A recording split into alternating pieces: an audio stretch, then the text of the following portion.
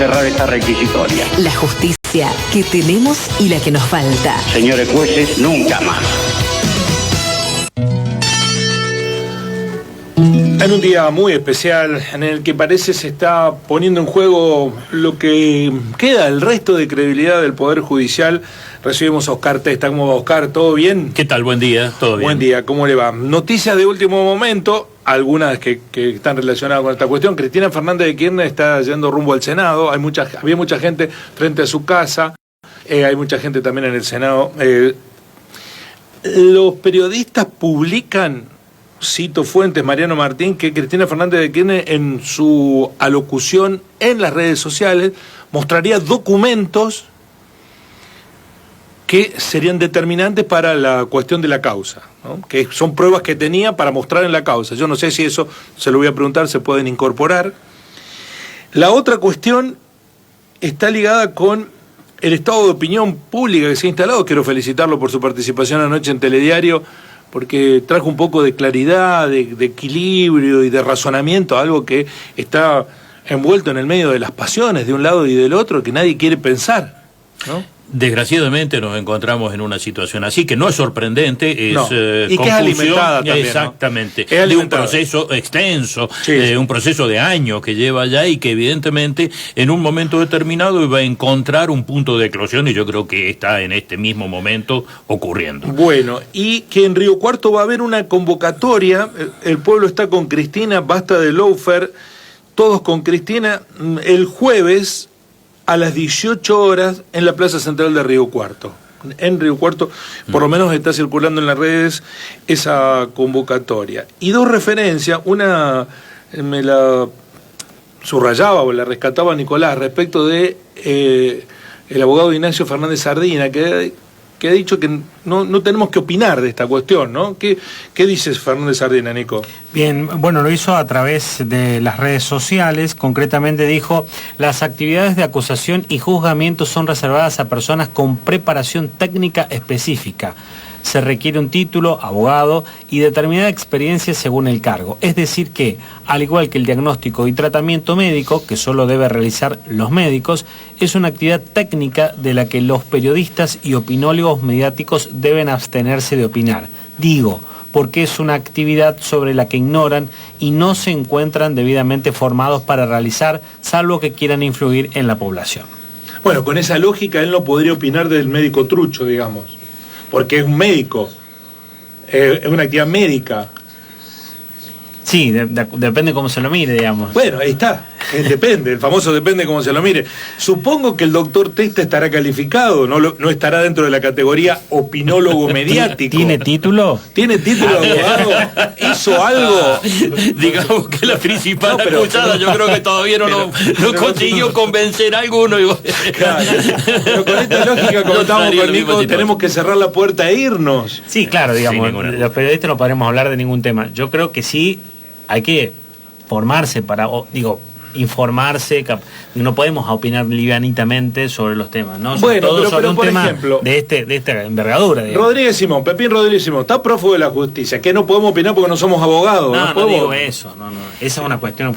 Es un prófugo de la justicia, sí. Que si no tendría ningún inconveniente, iría a tribunal y diría yo soy inocente y se terminó la historia. Lo que yo no sé si por ahí todo el mundo, todos los que opinan, conocen algunos detalles como para fundar su opinión, o lo hacen desde la percepción que tienen. Claro, por eso la opinión de uno es más valiosa que la de otro, y por eso la credibilidad de uno es mayor que la de otro, y eso está en la vida misma. Bueno, claro, pero es cierto que sobre este tema y sobre todos, la gente opina y vos decís, pero está fundamentada la opinión. Y antes de dejarle la pelota a usted para que haga jueguito, doctor Testa, en la consideración de nuestra parte, que usted sí está capacitado para opinar. Bueno, le agradezco realmente cumplido. Bueno, no, porque me gustó mucho lo que dijo, lo que publicó Eduardo Feynman. No sé si lo leyó. No suelo seguir a Eduardo Feynman. Tiene que leerlo más a Feynman, Oscar, por eso está... Para ilustrarse. Para ilustrarse, efectivamente. ¿Qué dijo Feynman? Dice: ayer leía a Cristina Kirchner quejándose porque habían ido a su casa. Dijo que jamás ningún militante ni simpatizante de su espacio fue al domicilio de ningún dirigente macrista a insultarlos. Y agregó Feynman, Eduardo, el periodista, ni a la casa de Macri, ni de Rodríguez Larreta, ni de Burril, ni de Vidal. Es falso, dice. Otra mentira de esta señora. Me acuerdo, dice Feynman, cuando mandaban a los militantes a las casas de los miembros de la Corte Suprema de Justicia. Bueno, pero en la cita aparentemente no habría aparecido ningún miembro de la Corte, sino políticos. No, pero aparte, esto es admitir que los miembros de la Corte son dirigentes macristas. También, obviamente, sí, afinando un poco la pizza. Y claro, porque sí. dice... Claro, a los de los políticos no fueron, pero sí a los de la Corte, que, claro, que en definitiva cual, también son opositores. Efectivamente, bueno, y la otra cuestión la publica el periodista Iván Jarovsky en Cenital, en un paper político, que... se especula con que Alberto Fernández y Cristina Fernández, que tienen manifiestas diferencias, que se han conocido públicamente, acá han logrado entrar por el mismo camino, y Fernández dice que no hay ningún elemento para... es profesor de Derecho, para cuestionarla judicialmente a Cristina, por lo menos en esta causa, y que no descartaría la aplicación, si se aceleran los tiempos de la condena firme, que le falta mucho, de... aplicar el recurso que tiene el presidente de indultar. Con lo sin cual ninguna duda, claro. el presidente indultaría a la vicepresidenta. Pero bueno... digamos que ya desde el vamos no suena demasiado prolijo. No suena prolijo. Parejo, no suena prolijo. En ese sentido... Cito la fuente, ¿no? Perfecto. Digamos que como referencia a toda esta catarata de opiniones que está generando la situación, es sumamente llamativa la de Pichetto. Pichetto no se puede identificar hoy por hoy con el cristinismo ni nada que se le parezca. Y sin embargo, anoche en La Nación Más ha dicho de que no hay forma de que sea condenada por la asociación ilícita. Por lo tanto, ahí mismo ya se estaría... viendo la posibilidad de que una sentencia condenatoria tenga una cercanía o se pueda utilizar el concepto de lawfare como un ejemplo de esta causa, y yo creo que efectivamente la situación es esa. Es decir, este juicio lleva 3 años. Me gustó mucho lo que dijo ayer Oscar, eternidad, que explicó por qué no es una asociación ilícita. Usted lo explicó de manera ejemplar anoche en televisión. Repítalo, por favor, porque me pareció que hay que entender aquí que los delitos tienen una configuración y deben ser precedidos de una serie de acciones que los consolidan como tales. Exactamente. El delito de asociación ilícita es un delito que tenemos que retrotraernos un poco en el tiempo a ver por qué se estableció. La asociación ilícita como tal es un acuerdo de voluntades entre personas para cometer delitos. A eso se reduce el tipo penal. Este tipo penal fue creado para reprimir las actividades subversivas, terroristas, etcétera, en los años 70. Tal es así que el artículo 210, que es el de la asociación ilícita, tiene, a su vez, un correlato directo con el 210 bis, que es una especie de desarrollo específico de lo que es el delito de asociación ilícita. Leo algunos datos de lo que dice el artículo 210. Se impondrá... para cometer delitos cuando la acción contribuye a poner en peligro la vigencia de la Constitución Nacional, siempre que ella reúna por lo menos las siguientes características para el delito de asociación ilícita. Estar integrada por 10 o más individuos, poseer una organización militar o de tipo militar, tener estructura celular, disponer de armas de guerra o explosivos de gran poder ofensivo, operar en más de una jurisdicción política del país, estar compuesta por uno o más oficiales o suboficiales de las Fuerzas Armadas de Seguridad, tener notorias conexiones con otras organizaciones similares existentes en el país o en el exterior, recibir algún apoyo, ayuda o dirección de funcionarios públicos. Quienes hemos vivido los 70 sabemos perfectamente de qué se está hablando. Y entonces, Este artículo 210 fue creado específicamente con esa finalidad. Personalmente, en todos mis años en la justicia, nunca he tenido que dictar una condena por asociación ilícita. Es un delito realmente que se impone cuando no hay otra figura a mano para poder llevar ante el estrado judicial a una persona. Estas asociaciones ilícitas tienen que tener, entre otras cosas, una que es exigido tanto por la doctrina como la jurisprudencia, la finalidad de cometer delitos de forma indeterminada, es decir, una estructura que pueda tener un número determinado de personas, pero que se dedique a cometer un único delito, aunque sean numerosas las víctimas, no constituiría una asociación ilícita. Pongo un ejemplo. Un grupo de empleados bancarios infieles hace extracciones de cuentas de determinadas personas, utiliza esos fondos y los repone. Ha existido unos cuantos casos de ese tipo. No sería una asociación ilícita, sino serían múltiples hechos de estafa o administración fraudulenta o cualquier situación. Bueno, la administración fraudulenta de hecho es una especie de estafa también.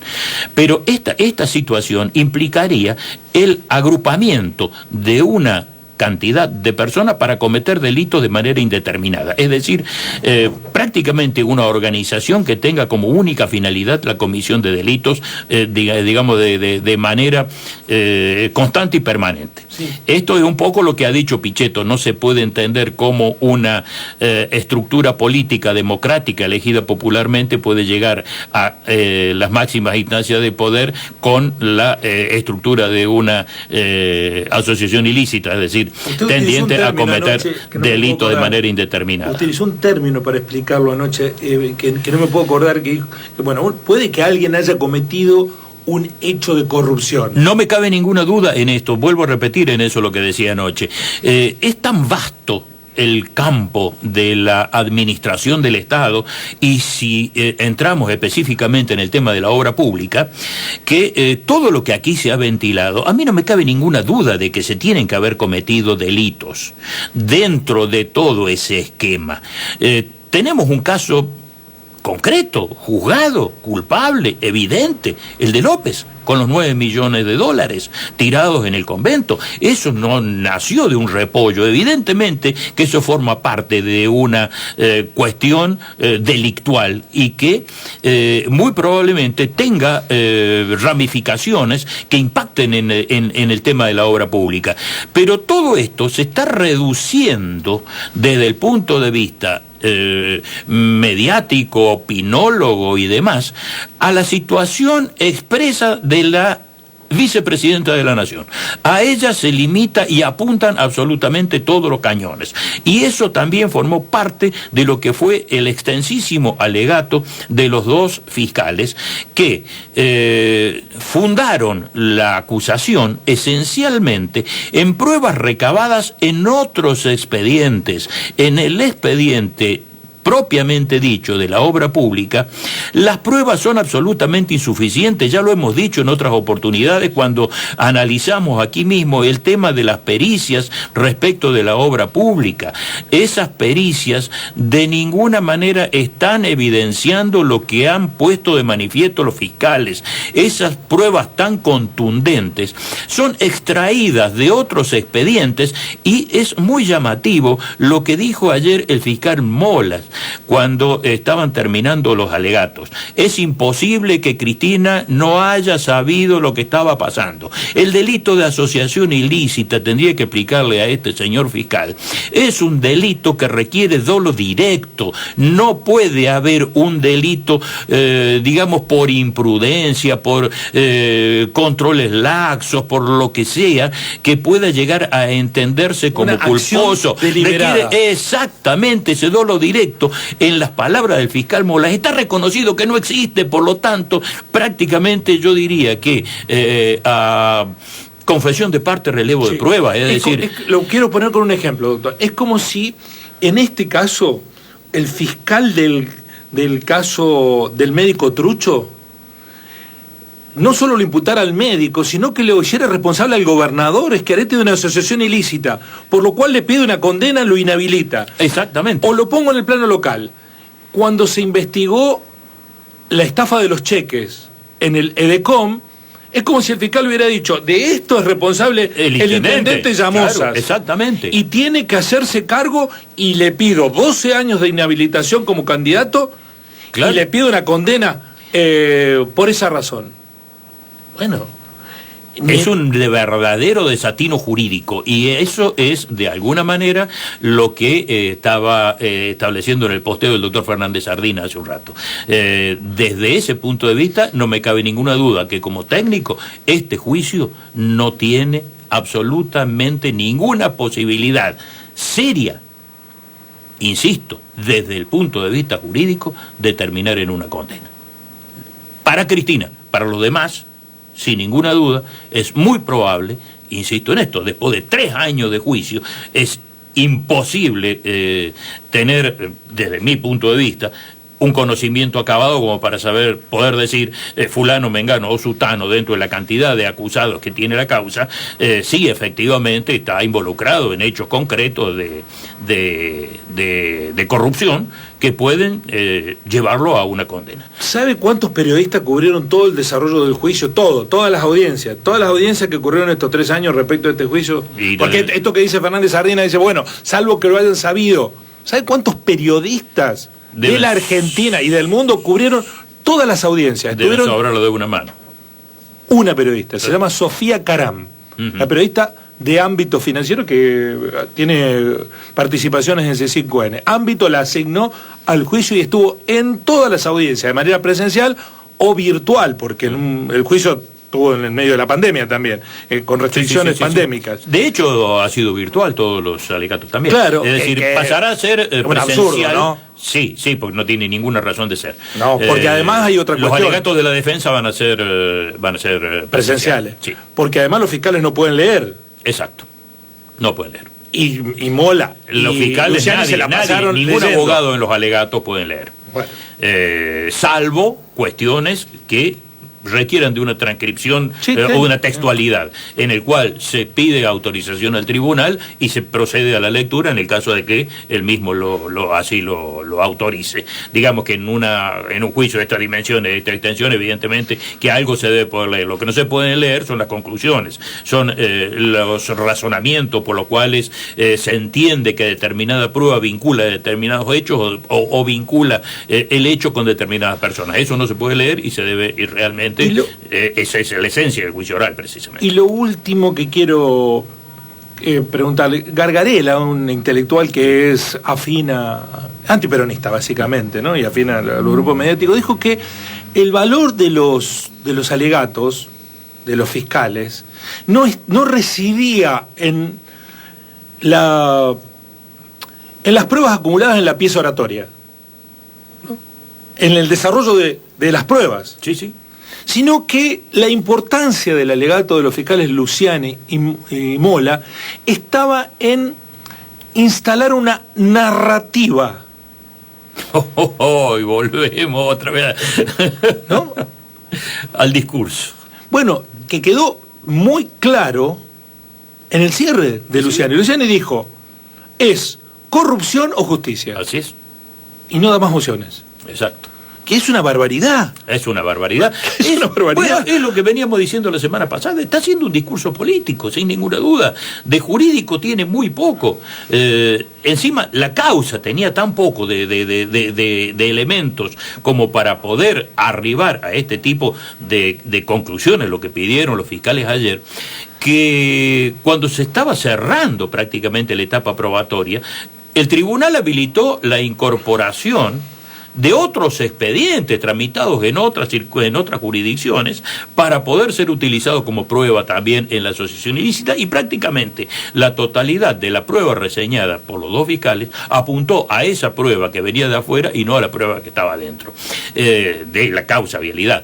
Eso tiene de alguna manera que ver con lo que vos, Guillermo, preguntabas al principio respecto si los documentos que puede llegar a exhibir Cristina ahora se podrán incorporar o no incorporar a la causa. Evidentemente que no. En este momento concreto Habrá que ver después en el momento de los alegatos de los fiscales qué es lo que va a ocurrir, pero... De los avogados de los abogados. Exactamente. En este momento lo que va a hacer Cristina es, de alguna manera, poner de manifiesto, desde el punto de vista mediático, nada más, los argumentos que pretendía volcar en su declaración como ampliación de indagatoria que había pedido para el día de hoy y que fue denegada ayer mismo. Bueno, vamos a ver qué dice Cristina. No tiene, digamos, tiene valor político, comunicacional, obviamente que sí, pero no valor judicial, lo que pase en minutos nada más. Agradezco, doctor. Estaremos el jueves analizando el nuevo escenario, seguramente. Sí. Y desde acá el jueves ocurrirán muchas cosas. Y agradezco mucho tenerlo en el equipo y que se haya transformado en un opinólogo mediático. Y bueno, y yo sabía que iba a terminar en eso, bueno, pero asumo los riesgos y los costos, las dos cosas. Dime con quién andas y te diré quién eres. Se junta con Chetán, conmigo. Y bueno, no puede resultar otra cosa. Gracias, Oscar. Hasta el jueves. Así son las causas. Señores jueces, De delitos, tribunales, jueces y condenas. quiero renunciar expresamente